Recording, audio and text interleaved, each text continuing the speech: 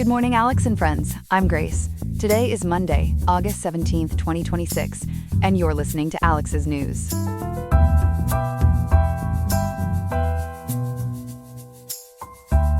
In Riverside today, you can expect a high of 95.7 degrees and a low of 68 degrees, so please make sure to stay hydrated and seek shade if you are spending time outdoors. On today's program, we are examining the reasons behind Donald Trump's decision to scale back joint military training operations with South Korea.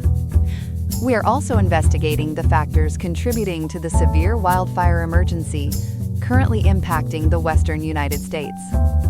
We have a variety of other headlines and important updates to cover as well to keep you fully informed. All this and more coming up on Alex's News. Stay tuned for a packed show as we break down these and other stories. Good morning. We're following a growing rift between the United States and South Korea over military drills. Our reporter Ethan has been tracking it. Ethan, what happened?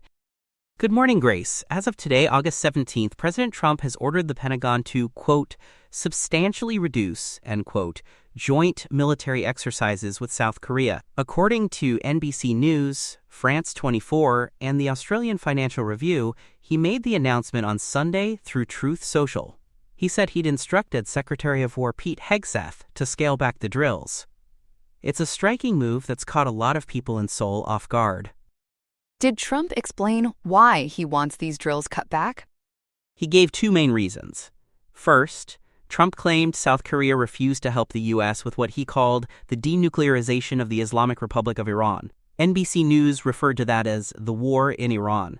He said when he asked South Korean President Lee Jae-myung to join the effort, the answer was, quote, no thanks, end quote. Second, he pointed to his relationship with North Korea's leader. What exactly did he say about North Korea? Trump cited what he called his very good relationship with Kim Jong-un. He described North Korea as, quote, unthreatening and respectful, end quote, during his presidency. Trump argued the large annual drills cost too much money. And he said they send North Korea a signal that's, quote, totally inappropriate and hostile, end quote. So essentially, he's framing this as both a budget decision and a diplomatic gesture toward Pyongyang. Interesting. Now, did he actually cancel the exercises outright? No, he didn't. Trump acknowledged it was, quote, too late to cancel, end quote, the exercises entirely. But he made clear he wasn't happy about the U.S. agreeing to participate, again pointing to the high cost. So this is more about scaling back than shutting down. And that distinction matters, because the current drills are already underway on the Korean Peninsula. How has Seoul responded to all of this? South Korea has pushed back on the president's version of events. NBC News reports that President Lee Jae-myung's office said the two countries have, quote, maintained close coordination, end quote, and intend to keep doing so. On Iran specifically, Lee's office denied giving a flat refusal. They said South Korea has, quote, actively participated, end quote, in international talks to restore freedom of navigation in the Strait of Hormuz and reach a ceasefire in Iran. So they're disputing that no thanks characterization directly? They are. Lee's office said they remain in close consultation with the U.S. on, quote, practical and military contributions, end quote. At the same time, they're weighing domestic legal procedures and defense readiness at home. It's a careful response. They're trying to correct the record without escalating the fight publicly. That tells you how sensitive this alliance is right now. And what about the drills themselves? Are they still going ahead? Yes, and this is the fascinating part. Despite Trump's order, South Korea's Defense Ministry and Joint Chiefs of Staff told NBC News and Reuters via France 24 that the exercises are, quote, proceeding as planned, end quote. They're called Ulchi Freedom Shield. They involve roughly 18,000 South Korean personnel, and they're scheduled to run until August 27th, so about 10 more days from today. Why do U.S. and South Korean officials say these drills matter so much? U.S. Forces Korea stressed that the exercises are critical for strengthening combined defense and improving response to a range of security threats. Think of them as a way to make sure both militaries can operate together seamlessly if something goes wrong. But North Korea sees it very differently. Pyongyang has long denounced the drills as a, quote, war rehearsal, end quote. And recently it launched ballistic missiles toward the sea, along with threats of retaliation. It sounds like this decision is drawing criticism at home. What are lawmakers saying? Senator Mark Kelly, a Democrat from Arizona, was blunt. On X, he said, quote, hollowing out these joint exercises is short-sighted and a mistake, end quote. His argument is that the drills are essential to defending South Korea, and he's not alone. A number of experts on the region have raised real alarm about what scaling back could mean for deterrence across Asia. What are those regional experts warning about specifically? Leif Eric Easley of Iowa Women's University told NBC News that cutting back the drills could damage alliance coordination and weaken deterrence in Asia. He also said it could hinder South Korea's ability to take on more responsibility for its own defense. And he framed the timing as risky because North Korea is modernizing its military.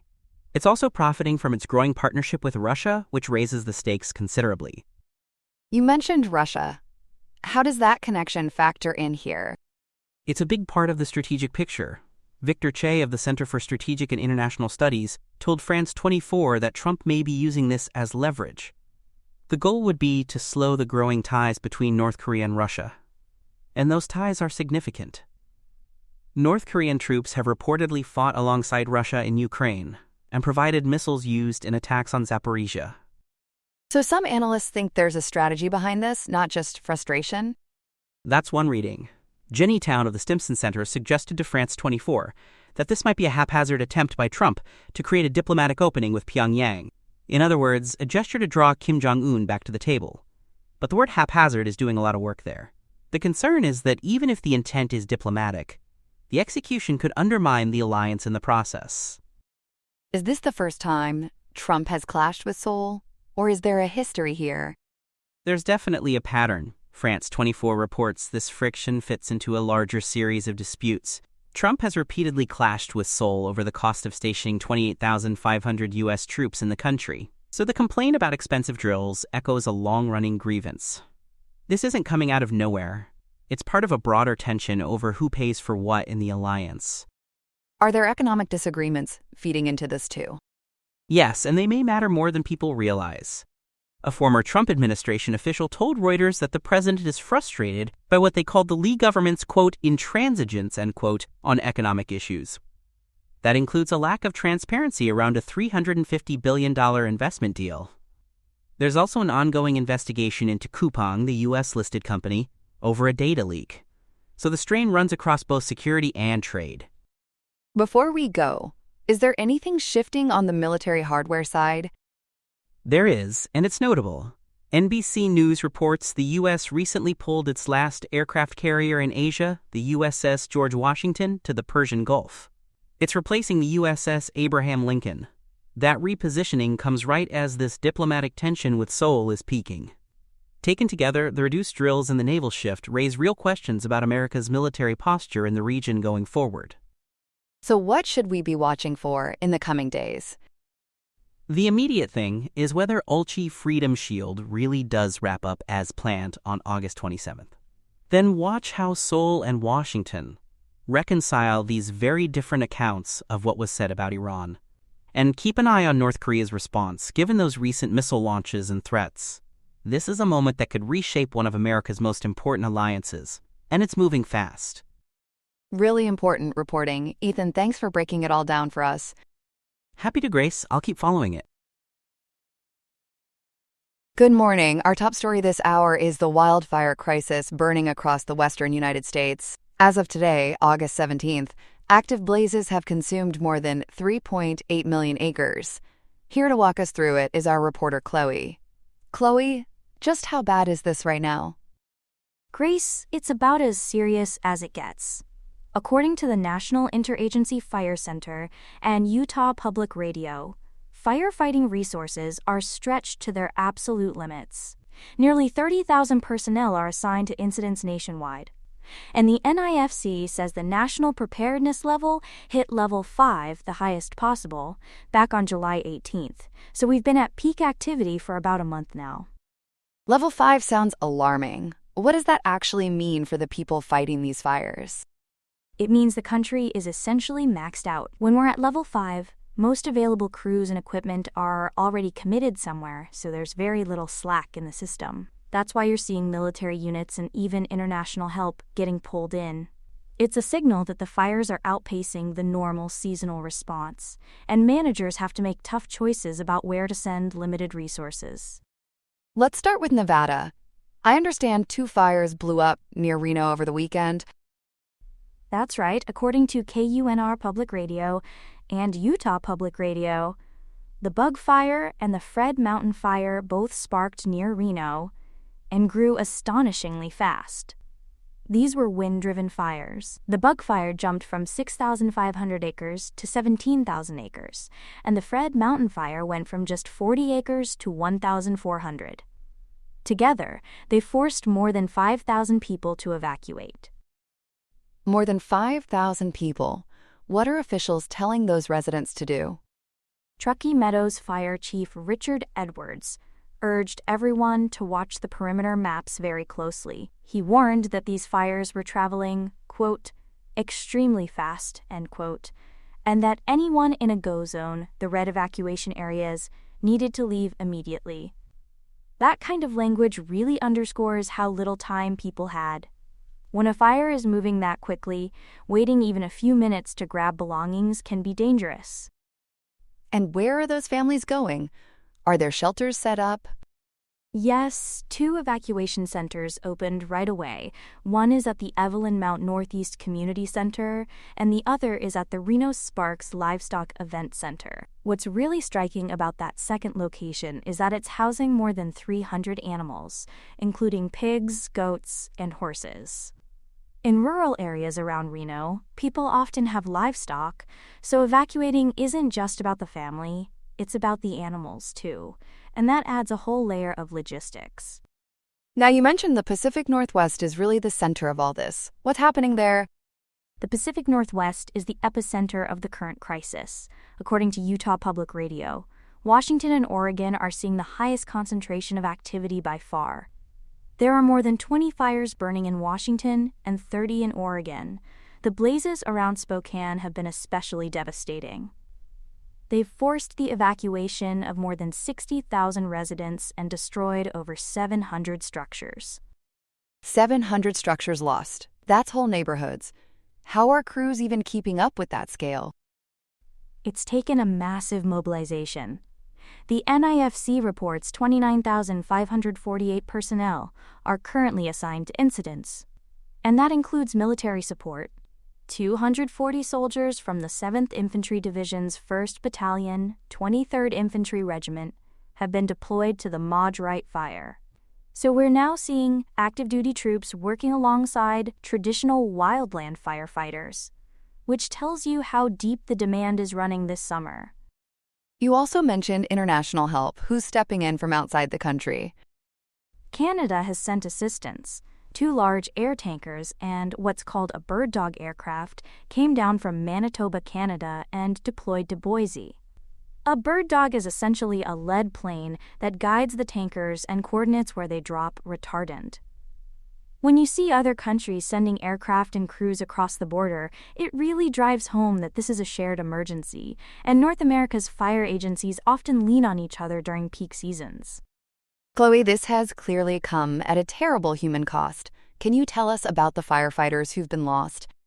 Yes, and this is the hardest part of the story. Utah Public Radio reports several firefighter fatalities this summer. In Utah's Fish Lake National Forest, 2 crew members were killed when a Sikorsky S-64 Skycrane helicopter crashed while responding to the Widemouth 2 fire. One of them was Miles Elliott of California. These aircraft are enormous, and they do dangerous low-altitude work over active flames, so a crash like that is a devastating reminder of the risks. And there was another tragedy earlier in the season, wasn't there? There was. The Rifle Interagency Helitack crew suffered a terrible loss on the Colorado-Utah state line. Wind gusts of 50 miles per hour killed Emily Barker, Nicholas Hutcherson, and Sydney Watson. A 4th crew member, Nathan Matthews, later died from his injuries. And separately, Canadian pilot Nicholas Dale was killed in a helicopter crash at the Silver Jack Reservoir in Colorado. So that's a heavy toll on the aviation and ground crews alike this year. Those are real people with families. It's important we say their names. Let's turn to the bigger picture. How does this season compare overall? The NIFC gives us a broad look at 2026, and the year-to-date numbers are sobering. There have been 48,848 fires so far, covering more than 7.2 million acres. Lightning plays a role, but the NIFC really emphasizes that roughly 85% of all wildfire ignitions are human-caused. That's a striking figure, because it means most of these fires were, in theory, preventable. 85% human-caused. So what are officials asking the public to do? They're urging people to avoid using spark-producing equipment in dry conditions, to fully extinguish campfires, and to respect local fire restrictions. It sounds simple, but a dragging chain, a hot exhaust, or a smoldering campfire can start a blaze that grows to thousands of acres. In conditions this dry, the margin for error is basically zero, so the NIFC is really leaning on personal responsibility right now. Where are the large fires concentrated? Give us a sense of the geography. According to NIFC data, Oregon and Washington lead the way. Oregon has 24 large fires and Washington has 16. After that, it's Montana with 8, Colorado with 7, and Idaho with 6. But the spread is really wide. Other states reporting large fires include Minnesota, Oklahoma, California, Utah, Nevada, New Mexico, South Dakota, Louisiana, Texas, Virginia, and Florida. That's practically the whole map. Is this crisis limited to the United States? No, it extends across the border too. The British Columbia Wildfire Service reports 98 wildfires in southwest Canada, and the majority of those are considered out of control. So when you combine the western U.S. with British Columbia, you're really looking at a region-wide emergency that doesn't stop at the international line. That's part of why we're seeing crews and aircraft moving back and forth to help wherever the need is greatest. What about California? Any word on the famous giant sequoias down there? General reports do indicate that firefighting efforts are continuing in Northern California, but I want to be careful here. The specific details about current giant sequoia protection efforts weren't spelled out in the reports we have. Those ancient trees have been a major concern in past seasons, so it's something we'll keep watching, but I don't want to get ahead of what's actually been confirmed today. That's a fair point, and I appreciate the caution. Before we go, what should our listeners take away from all this? I'd say 2 things. First, if you're anywhere near these fire zones, watch those evacuation maps closely and leave the moment you're told to, just as Chief Edwards warned in Nevada. And second, remember that 85% figure. Most of these fires start with people, so a little care outdoors right now genuinely saves lives, homes, and forests. With nearly 30,000 personnel already committed, every prevented fire matters. Really important advice. Chloe, thank you so much for breaking all of this down for us this morning. Thank you, Grace. I'll keep tracking it and bring you updates as we learn more. That's our reporter Chloe with the latest on the Western wildfire crisis as of today, August 17th. Stay safe out there, and we'll be right back. Here are some other headlines. Turning our attention to the political landscape, things are getting deep in Washington. Donald Trump is looking to dig in his heels with a proposal for an expanded bunker beneath the White House. It seems he wants to make sure his security is rock solid, though some might say he is just hitting rock bottom with these renovations. While he is at it, the administration is taking a swing at the legal system, petitioning the Supreme Court to overturn a ruling that currently blocks the construction of a new ballroom. It is a dance of bureaucracy as they try to waltz their way into a new party space. Moving over to global affairs, there is a lot of anticipation surrounding the Gaza ceasefire and future talks, though we are still waiting for the details to crystallize. Meanwhile, we are keeping a close eye on the Ukraine-Russia war, though the dust has yet to settle on any new developments for August 17th. In the tech world, Meta is stepping up to the plate and heading to court. They are facing a landmark trial regarding kids and social media addiction. It is a high-stakes game to see if the company will be scrolled into a corner or if they can successfully network their way out of the legal fray. Switching gears to health and wellness, some surprising research suggests that Cialis, a drug primarily known for treating erectile dysfunction, might actually help you live longer.